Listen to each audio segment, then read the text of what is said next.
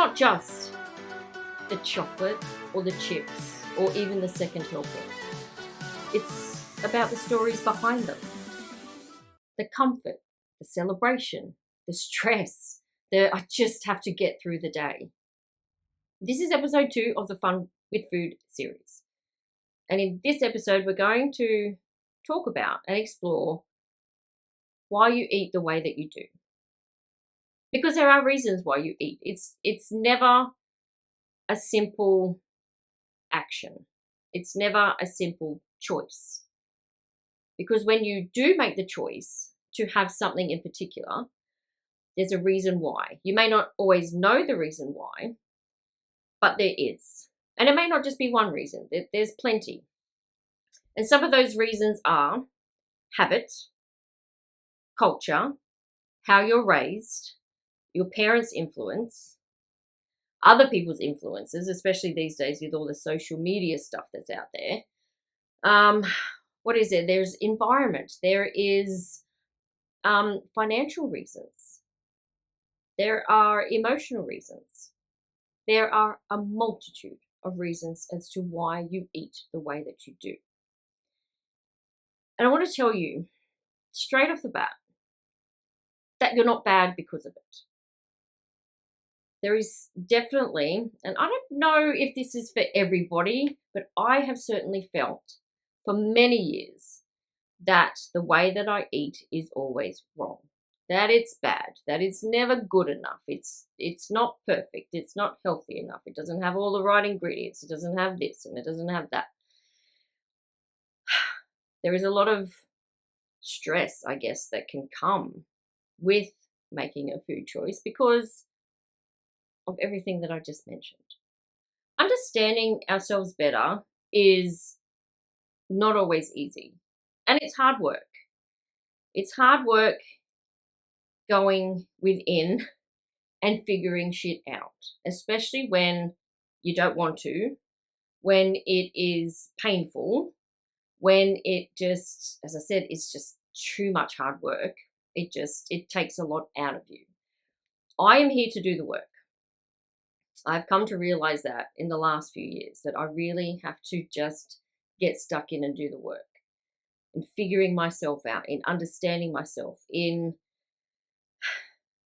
healing a lot of things, in noticing a lot of things, and letting go of a hell of a lot of things that serve me in absolutely no way at all. Some people are here to have a great time and a fun time and an easy time. But if you are like me, and if you are here for a reason, and you're watching this video, I believe that you want to understand yourself a little bit more. It's challenging, but it's necessary, because without all of that, you will just stay in the same habits. You will just stay in the same routine. You will stay in the same old, and then nothing ever changes. For years, I could never understand why things didn't change, things didn't get different. It was because I wasn't capable, but I wasn't ready.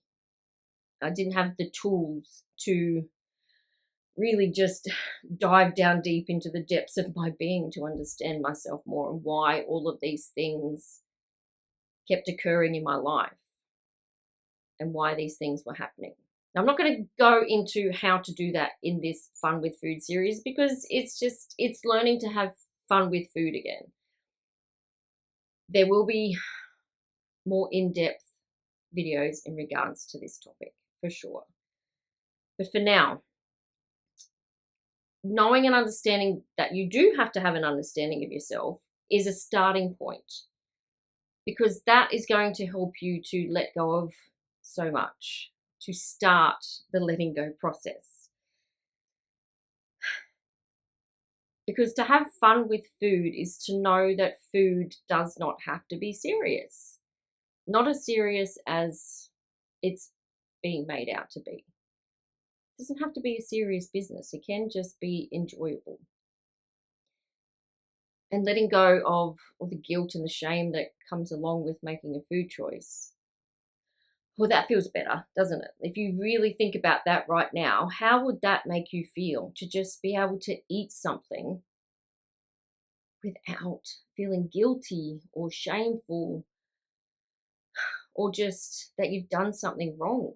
That you can just eat something and go, I'm enjoying this meal. This is really good. And that's it. It doesn't even have to be too much in that regard either. It's just, God, this meal's amazing. And then you carry on with your life. You enjoy the conversation that you might be having with someone, or if you're eating alone, you just enjoy your time eating food. But the way that you eat food now has to be looked at to get to that eating with fun, and not to be taken so seriously. Now, I will actually go into a little more depth in the following videos. I'm not going to completely leave you hanging here, not at all. But to go and do the really, really deep work, that's a whole other thing. Let's just start a little bit light and start a little bit more fresh with ourselves, and just start looking at food differently. Start looking at yourself differently while you're eating. We're often told, especially in the diet world, that you just have no willpower. You just can't do it. You're not focused enough. There's no willpower stopping you from eating that whole bag of chips. It goes way beyond willpower. It is a complicated aspect of your life because, as I mentioned at the beginning of this video, there is so much that goes into the way that you eat. Because when you do make that choice, there is all of that going on underneath, influencing your choice. And you don't always, you don't always, I guess, know what's making that decision for you, because it's not like reading a book where you can read, okay, Sarah, for example, she was out grocery shopping one day and she needed to buy something for dinner, and she was walking along the aisles and she couldn't figure it out. She looked at this product and that product, and she just immediately said, no, I don't want that, I don't want that. And then she would look at other products and she'd look at it and think about it. But yet beneath her, there was all of this history going on, all of this experience and influence and family and childhood and all of this emotional stuff influencing that decision. In the end, she will choose something that has not given her 20 different reasons why, but there is the ultimate decision of, yeah, I'll do that. I'll have that one. And you can kind of get a little bit of understanding when you're in that moment of what is helping you to make that choice, but you don't have all of the information coming at you at once, because that would be so overwhelming, wouldn't it? It would be too much.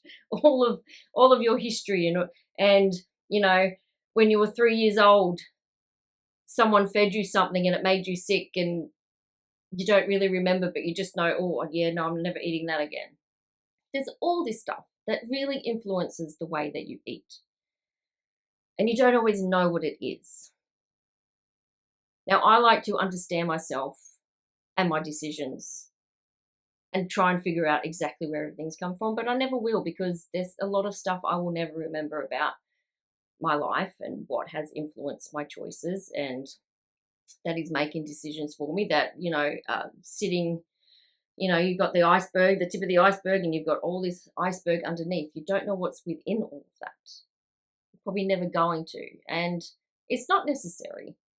You can just take a look and you'll get certain memories, and there'll be the fundamentals of these choices, but you'll never truly understand exactly what it is. But they do influence. So it is important to get a little bit of an understanding of why you are eating the way that you're eating. Now, there is going to be a workbook that is associated with this Fun with Food series, and I will have that link in the description. You can work through it with each video and answer the questions and find your way through it to have fun with food again. Thank you for watching this Fun with Food series. And thank you for liking this video and subscribing to the Love Body Woman channel for more ways to listen, learn, and love. So to help you with this Fun with Food series and for you to have more fun with food, there is that workbook, as I mentioned. The question that I would like to ask you now for this second video in the Fun with Food series is, what do I eat when I feel sad, when I feel depressed, when I feel angry or emotional, when I need something, there's an emotional need that isn't being met? As I mentioned before, mine was comfort. That was a big one for leading me to the kitchen and influencing my choice on what I was going to eat. I'd feel bad, so I'd eat the worst food possible and just shove it in my mouth. And I didn't care how full or sick I felt, because that was part of the process for me. It was initially comfort, but it ended up being hate for myself and punishment for myself. Food is supposed to just be food. It is supposed to just be fun. It is supposed to nourish. That's kind of it. But like we humans do, we like to turn things into something else and use it for something else, especially for those emotional needs. We are very emotional, not very good at getting in touch with our emotions. We're not very good at expressing them, or we express them too much or in lots of different ways that aren't helpful to who we are. Thank you for watching this video in the Fun with Food series, Why You Eat the Way That You Do. And in the next one, we are going to talk about guilt, shame, and chips. And letting go of that guilt, why it's important, how you can do that. So in the meantime, download that workbook, answer the questions. If you haven't already from video 1, do it for video 2 now. Wait for video 3 until you have watched that one. And I look forward to seeing you then.